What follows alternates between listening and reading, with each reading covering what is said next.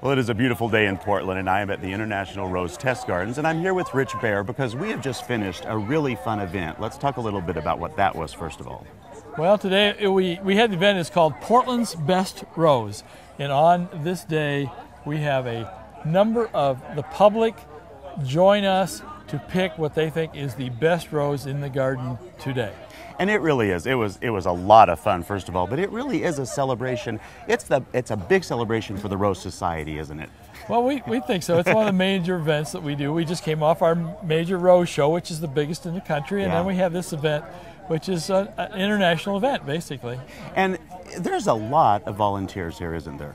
It's hard to tell you how many there are because I don't know who all they are. Yeah. Because there are people doing things that are volunteers that I don't directly interact with. So. It takes a lot of people to make this beautiful thing happen, though.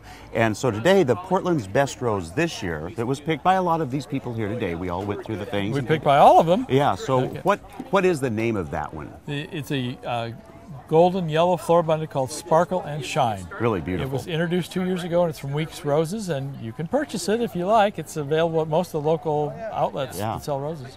And it's also available at Dennis's 7Ds, which is one of the sponsors of this whole event, too, and do a great job with it. That would be absolutely correct. So if people wanted to volunteer, how would they go about finding their way to come to y'all?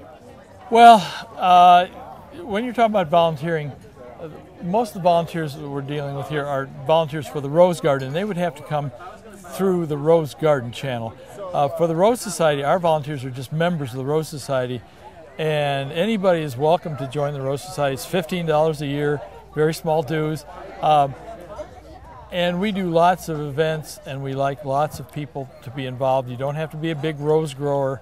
All you have to do is enjoy roses and want to work around them and be around them, and the people that love them. And Rich, tell me exactly, how long now do you think it's been since you've been involved in the Rose Society and working in roses? Personally, I've been growing roses since I was 6 years old, so that's 40 years? 60 years ago.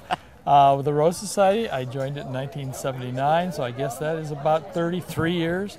And I've been an active volunteer since 1982, which is now 30 years. Wow. So being a part of the Rose Society for so long, tell me, what does the Rose Society mean to Portland? Well, a lot, in regards that when Mrs. Pittock formed this Rose Society in 1893, this was not the City of Roses.